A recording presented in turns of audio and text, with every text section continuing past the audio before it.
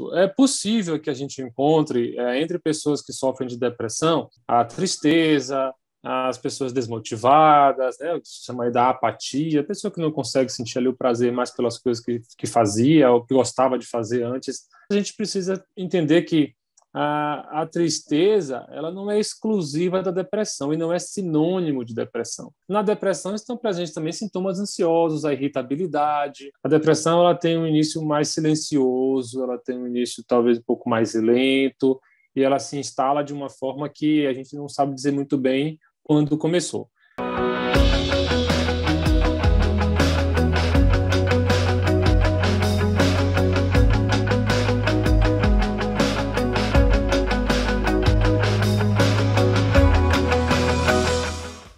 Mesmo antes da pandemia, já era registrado no Brasil um aumento dos casos de depressão. Diversos são os fatores que levam uma pessoa a se tornar depressiva.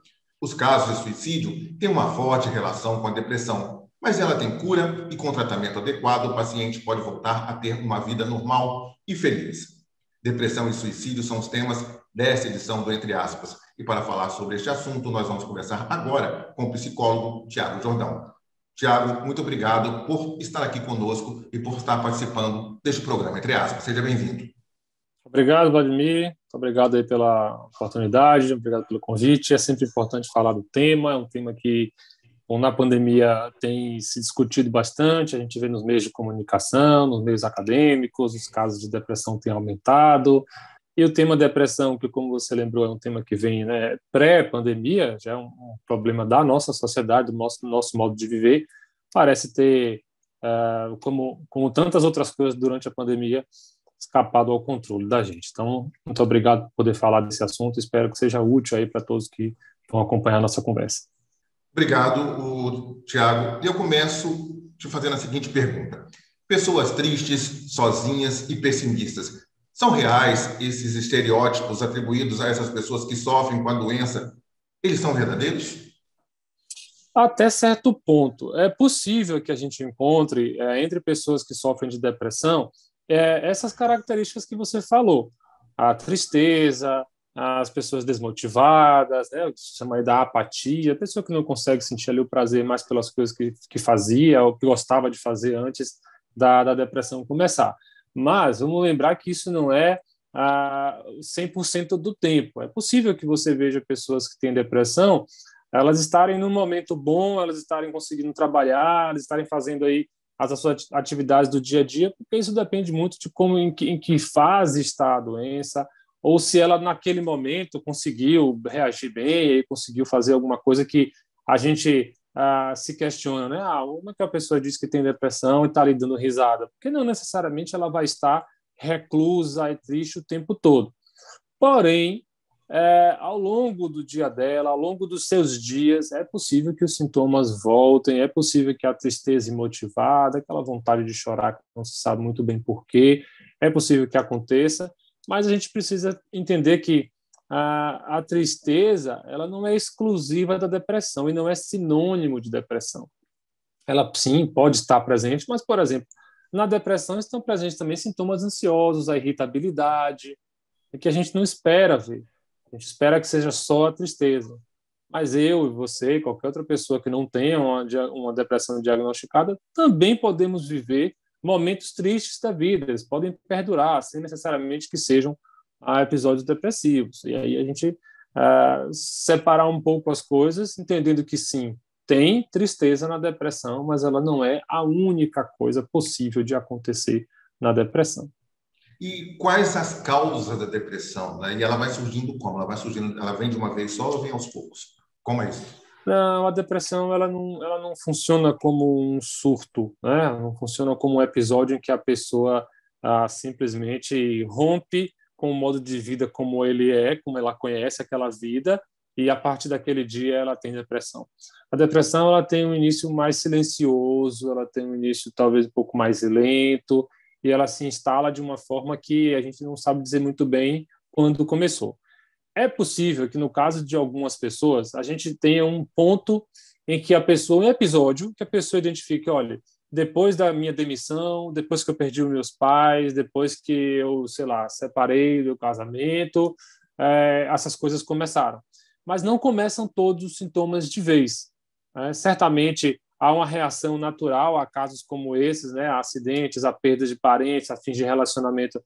Há um conjunto de reações que a gente tem, e o que a gente vai levar em consideração é assim, a extensão desses sintomas, né, até onde vai, a gravidade, o nível de invasão na vida da pessoa, quanto tempo dura isso, e aí a gente pode falar mais tarde no diagnóstico de depressão.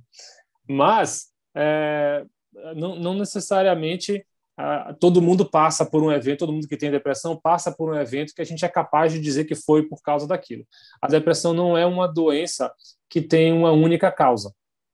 Ela tem essa dificuldade de rastreio porque ela pode ser multicausal. A gente está falando desde o uso de substâncias, né? Você pode ter uma vulnerabilidade ao uso de álcool, por exemplo, um uso prolongado da bebida, do cigarro, enfim, que pode estar associada com a depressão em uma pessoa. Uma outra pessoa que faz o mesmo uso pode não ter como sintoma posteriormente a depressão, porque ela também se relaciona com, digamos assim, o funcionamento neurológico, né, cerebral da pessoa, que aí é onde os medicamentos vão agir. Então, ela tem múltiplas causas, não tem como a gente apontar um único vilão para a causa da depressão.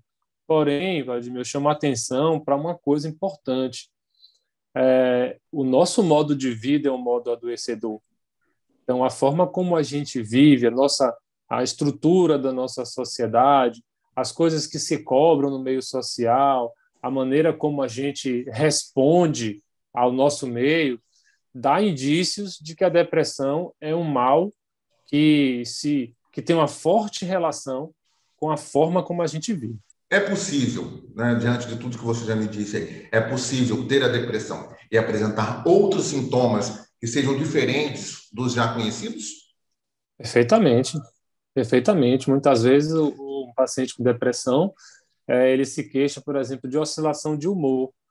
E aí, no senso comum, a gente acha que a oscilação de humor é uma característica do transtorno afetivo bipolar, quando, na verdade, pode ser uma questão da depressão. Eu estou muito ansioso, eu estou muito irritado durante o meu dia. E, sim, isso pode ser um sintoma de depressão. Não necessariamente a pessoa em depressão, ela passa o dia inteiro triste, ela passa o dia inteiro sem vontade. Essa, sim, é uma das faces, talvez, mais reconhecíveis da depressão, né? Quando alguém se nega a fazer as coisas que fazia, quando alguém não tem mais vontade, até o próprio autocuidado, né? Não quer comer, não cuida da sua própria aparência. Se você vê uma coisa ou outra solta, não é suficiente para dizer que é depressão. Mas quando a gente faz um conjunto e vê que essas coisas estão acontecendo juntas há algum tempo, de uma maneira invasiva, começa a tirar a pessoa do trabalho, dos seus encontros sociais, aí a gente pode estar falando da depressão. E existem tipos diferentes de depressão? Rapaz, aí a gente vai ver assim, a duração dos sintomas e a intensidade, né? Então, você tem episódios depressivos moderados, graves. Então, se a gente considerar assim, uma escalada dos sintomas, desde os sintomas que a gente está citando aqui, os iniciais, os que são até mais difíceis de você reconhecer como depressão, a evolução deles, a persistência deles, até você ter chegar num pensamento, né, que é chamado aí na ideação suicida, ao planejamento e chegar até a tentativa, aí a gente pode configurar aí o episódio depressivo, algo que aconteceu na vida da pessoa, ou um transtorno depressivo maior, que pode ter uma gravidade moderada, ou ser mais grave, ou ser mais leve. E a depressão, né, ela pode ter causa genética também? Olha, se a genética interfere na forma como funciona o corpo da pessoa, e aí toda a questão neurológica, neurotransmissores, sim, a gente pode dizer que sim. Inclusive se pergunta, né, quando você está ali na investigação do caso com os pacientes, nos CAPS, a gente pergunta isso quando o paciente chega até a instituição. Tem caso de transtorno mental na família? Você pergunta para qualquer um, para qualquer tipo de transtorno, porque é um fator preditivo ter transtorno mental na família, é indicativo de que a gente pode falar aí de alguma questão genética, mas a genética, ela não é, assim, ela não vai obrigar que toda pessoa manifeste os seus sinais da mesma forma. Então, vamos imaginar que, do ponto de vista genético, eu e você tenhamos aí nosso corpo funcione de uma forma que a gente é vulnerável ali aos efeitos do álcool. Mas você faz um consumo diferente do meu. Então, eu não terei os mesmos problemas porque o meu nível de consumo é diferente do seu. Então, a gente falar genética tem interferência, sim, mas assim, vamos juntar aí questões genéticas com fatores ambientais. Eu volto para a questão do estilo de vida, das relações familiares, das trocas afetivas, né, do acesso aos bens sociais e por aí vai. O Entre Aspas vai fazer um breve intervalo e volta já.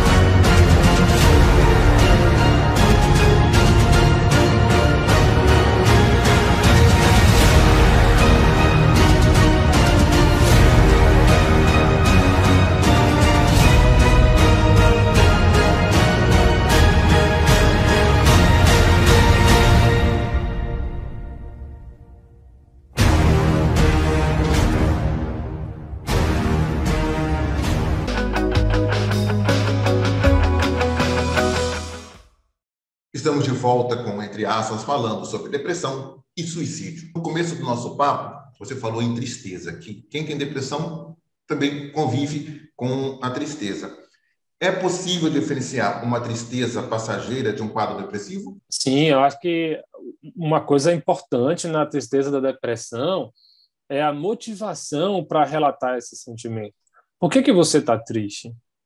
Porque a que você relaciona a sua tristeza? Aconteceu alguma coisa? Ou você está vivendo uma fase difícil? A gente geralmente, Vladimir, tem pistas, a gente tem teorias sobre por que a gente se sente de determinada forma, por que eu me comporto de tal maneira. A gente tem por onde começar. Na depressão, a tristeza, quando instalada, é uma tristeza imotivada. Por mais que a gente diga assim, mas isso começou depois que eu perdi os meus pais, mas assim, a reação do luto não é depressão. E o luto, passado meses, anos, e que aquilo volta, e que aquilo permanece e começa a invadir outras áreas, aí já é uma tristeza que se diluiu na vida da pessoa de uma forma que ela não sabe de onde vem. Ela não sabe por que ela tem vontade de chorar. Não tem Não uma causa aconteceu nada especificamente. pré-determinada. Não, não tem. Essa imotivação, né? É, essa vontade de chorar, essa tristeza aparentemente sem causa, é muito característica na depressão. E a pessoa acaba se relatando, por incrível que pareça, né? Tudo acaba incomodando, né? Qualquer uma coisa que uma pessoa diz, ou um fato simples, uma pessoa que tem depressão, teve um problema menor no trabalho, aquilo pode ter dimensões maiores e ela pode se dizer, não, estou triste porque o que aconteceu isso no trabalho. Mas quando vai olhar para o dia a dia, para os outros dias em que também nada aconteceu no trabalho, a tristeza estava lá. Então, é possível uma pessoa que convive com aquela outra que está com sintoma de depressão, vamos dizer assim, que está triste, é possível, de acordo com os próprios atos dessa pessoa, descobrir se está com depressão ou não. Consegue diferenciar de uma Bom, tristeza e da depressão? a gente pode ter pistas, né? Aí convém que essa pessoa seja avaliada por um profissional, né, de saúde mental, aí um psicólogo, um médico que possa fazer, um médico psiquiatra que possa fazer um diagnóstico diferencial, porque vamos imaginar que você tenha um problema de desemprego, um problema de doença familiar, alguma coisa assim, ou uma crise conjugal que está durando meses. É compreensível que você apresente uma tristeza durante alguma parte dos seus dias, durante esse problema, né? Mas aí a gente vai fazer uma verificação do tipo, mas assim, é só a tristeza, isso invade todas as outras áreas, durante quanto tempo? Você fazer outras perguntas para a gente não cair no risco também de tornar toda a tristeza, que é uma reação normal do ser humano, como Em depressão. doença. É. E é possível que uma pessoa com depressão saiba quando buscar ajuda? Possível pode não ser frequente, por dois motivos. Um, ela pode não reconhecer aquilo como um motivo de buscar ajuda, ela pode não entender que aquilo é uma doença. E dois, ela pode, aliás, vamos colocar o terceiro, né? Ela pode, uma vez que reconheça, ela pode não saber aonde. E o terceiro, ela pode simplesmente ter vergonha, querer esconder aquilo das pessoas. Entendo, mas sempre é um momento que dá aquele start. Vou procurar alguém, uma ajuda. Mas, no geral, quando as pessoas chegam para atendimento, elas dizem isso, né? Olha, eu não estou me sentindo bem, ou eu comecei a ver que as coisas não estão iguais. É uma frase comum até de ouvir, sabe? Na terapia ou nos CAPS, assim, ou quando o familiar leva o indivíduo para o CAPS, né? Ó, não está igual, não está a mesma coisa, ele mudou, tá? Ou eu não estou bem, eu não sou o mesmo. Então, tem um ponto que a gente percebe que aquele incômodo já está durando tempo demais e, no mínimo, a gente poderia, né, investigar, perguntar para um profissional de saúde se era para ser desse jeito ou se há algo que possa ser feito. Agora, indo um pouco mais adiante. Na pandemia, o aumento da pobreza, do desemprego, a morte de uma pessoa próxima e querida de um familiar, isolamento e o medo fizeram, né, com que aumentasse o número de casos de depressão durante todo esse processo, né? Problema que Sim. atingiu também os profissionais de saúde, que enfrentaram o desconhecido, rotinas longas de trabalho, o medo, e mesmo acostumados com tudo isso, viram muitas pessoas morrer, incluindo amigos de trabalho. Em situações como esta, por quanto tempo essas pessoas vão conviver com sintomas de depressão, já que muitas se tornaram depressivas devido à saúde mental durante todo esse processo? Rapaz, ó, individualmente, assim, quanto tempo cada pessoa vai lidar com isso é difícil a gente dizer, porque depende de uma coisa chamada recursos de enfrentamento. Muitas vezes a gente tem uma rede familiar, uma rede social ou um estilo de vida que permite a gente lidar, enfrentar as situações adversas, incluindo problemas de saúde mental. Ou a gente tem acesso ao sistema de saúde, a atendimentos, e isso faz com que a gente consiga lidar, né? Mas as pessoas que não têm muitos recursos para enfrentamento, e a gente pode colocar assim, talvez o jeito de ser da pessoa, a pessoa nunca esteve muito habituada a pensar sobre si mesma, a entender como é que ela se comporta, essas pessoas podem lidar com isso de uma forma prolongada.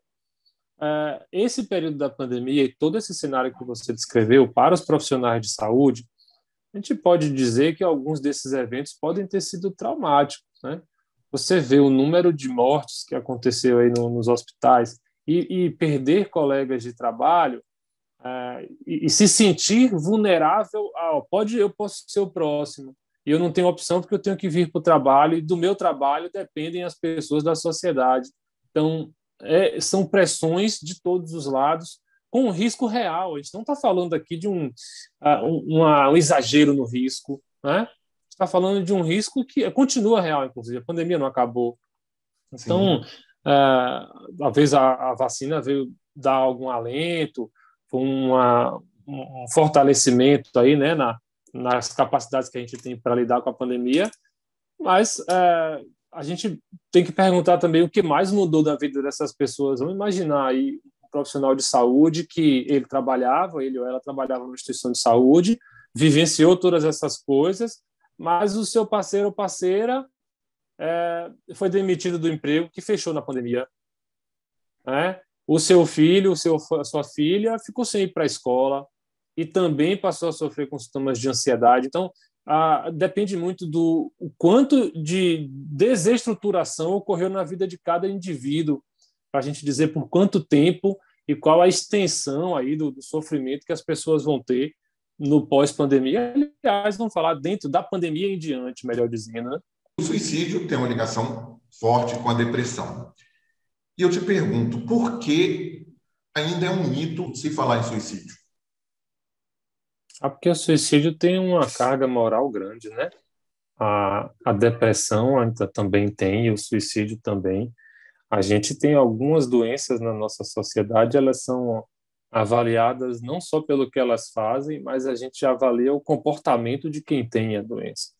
A gente taxa as pessoas de alguma coisa. E o suicídio, além de ter uma avaliação moral, ele é um assunto, ele se relaciona com a morte, e a morte é um assunto muito difícil de lidar no meio social. A gente, aqui no lado ocidental do mundo, a gente lida com a morte de uma maneira que sempre com o horror, com um distanciamento. Eu não posso negar que a morte é uma tragédia, né?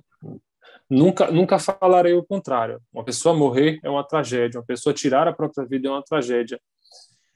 Mas se a gente fala sobre esse problema, a gente ajuda a todos os demais entenderem o assunto. E quem sabe, entendendo mais sobre o assunto, a gente não possa evitar que outras pessoas façam isso, né? Uma E, vez que alguém tira a própria vida, aquela história acabou, gente, acabou. Quem fica vive com a ideia de falha, por que eu não vi, por que eu não consegui evitar, que o quanto estava sofrendo para fazer isso, né? E a pessoa que vai não tem a possibilidade de fazer a própria história. Eu sempre comparava assim casos de tentativas de suicídio que não deram certo e chegavam até o hospital. Então a gente era acionado e tal. E aí a gente via é, as pessoas poderem relatar por que fizeram, o que estava acontecendo, enfim. E é curioso que no hospital as pessoas saem, a gente não vê mais, a gente não acompanha. Eu tenho poucas oportunidades de saber a história da vida das pessoas que tentaram suicídio, não conseguiram e seguiram as suas vidas, né? Recentemente, uma pessoa que eu atendi no hospital me encontrou nas redes sociais e veio falar isso comigo. Você me atendeu no 2016, 15 para 2016, lá no hospital e tal. Eu vim de uma tentativa de suicídio e não consegui. Hoje eu estou para me formar em medicina, tá? E aí me trouxe aí algumas questões do que veio daquele atendimento, questões que a gente trabalhou no período que ele teve no hospital, coincidiu com a minha saída da instituição, né? Eu saí, aí ele me procurou durante algumas vezes que voltou ao hospital por outros motivos, não me encontrou e veio me encontrar anos depois na rede social. Que eu penso assim, se ele tivesse tido sucesso na tentativa dele, essa história nunca teria sido escrita, né? Aquele momento muito difícil não teria sido superado, teria sido o final. E isso é trágico, porque a gente deixaria de ver o quanto de realização que esse jovem conseguiu depois que o evento aconteceu. e você falou muito aí de se tocar no assunto com as pessoas próximas, até mesmo com a pessoa que está com intenção de suicídio. Quanto ao suicídio, como abordar com alguém que pensa sobre ele? A gente deve abordar abertamente, perguntar sem delongas e direto se a pessoa tem intenção de se matar ou as pessoas sequer falam nisso. É difícil que com a pessoa que você não conheça, que você não tem uma relação de confiança, é difícil que essa pessoa se coloque abertamente, né? É, o bom é que a gente tem uma postura assim de escutar aquilo que a pessoa quiser falar, daquilo que a pessoa puder dizer no momento, a gente se tornar disponível para escutar, né? O que Mesmo está quem está ali, acontecendo? mesmo quem está ali no ambiente familiar, no ambiente de amizade, tem a mesma postura. É, evitar algumas classificações, algumas avaliações. Não, você está errado. Inicialmente a gente precisa ouvir, né? A gente precisa só quem está sentindo é capaz de traduzir o nível de sofrimento. O sofrimento psicológico, a gente não pode medir como a temperatura, que existe lá um instrumento que você coloca e você percebe qual é a temperatura da pessoa. O sofrimento precisa ser relatado. Então a gente, mas por uma besteira dessa, né? Mas bom, aquilo pode ser o fim do mundo realmente para a pessoa, literalmente. E em primeiro lugar, a gente tem alguém pode, alguém é mais confiável para aquela pessoa. Tem alguém que ela vai falar um pouco mais, alguém que ela vai confiar, inclusive, em propor algum tipo de solução, né? Não, vamos para um atendimento psicológico, ou vamos fazer alguma outra coisa, ou eu vou te ajudar, enfim, a sair dessa situação. Mas a gente primeiro precisa saber que situação é essa, né? Se colocar disponível mesmo para escutar. Em primeiro lugar, antes da gente chegar cheio de soluções, é a gente escutar.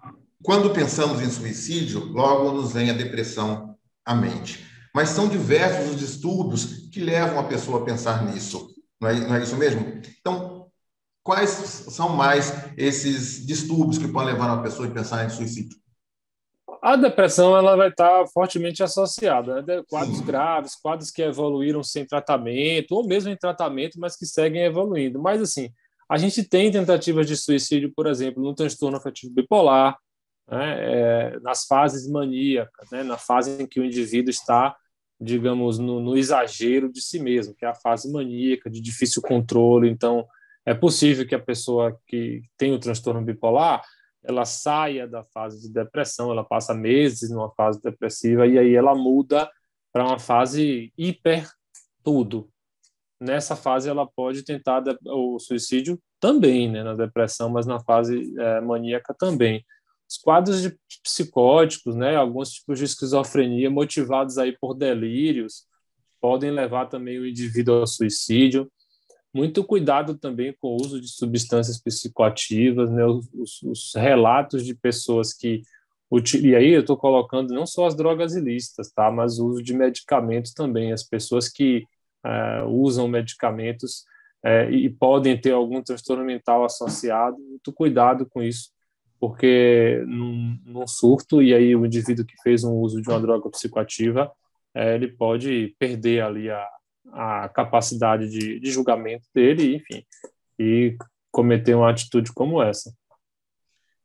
Tiago, infelizmente nosso programa, essa edição está chegando ao fim, e eu te peço, tem um recado para dar para as pessoas que estão nos assistindo, porque o programa ele é direcionado aos servidores da saúde da CESAB, mas fica aberto ao público para nos assistir no YouTube. Que recado você daria para essas pessoas que estão com depressão, acham que estão em depressão, têm medo da depressão, e acrescentar aquilo que não foi discutido aqui, que você acha importante que seja acrescentado também?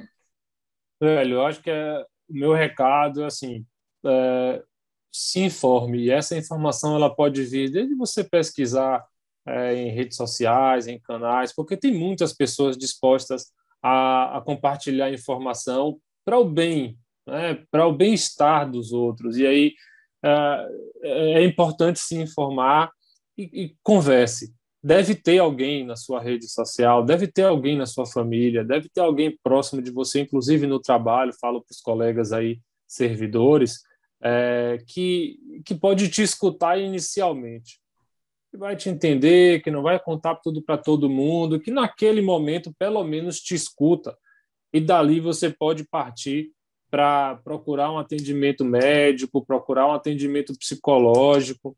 São duas coisas importantes. A depressão, ela não é, digamos, combatida apenas com medicamento. O medicamento é uma parte importante, mas o acompanhamento psicológico é imprescindível, é fundamental. Então, importante é falar sobre, né? Se hoje você precisa, você sente que alguma coisa te incomoda, deve ter alguém que você pode confiar mais e que você pode, pelo menos, dizer que algo do que você está passando. E dali você começa.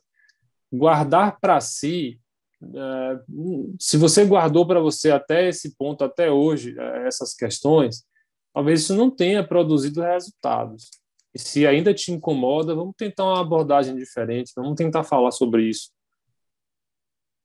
Tiago, muito obrigado pela sua participação aqui, pelas suas explanações, explicações que foram de muita ajuda. Obrigado por ter aceitado nosso convite e estar aqui, entre aspas.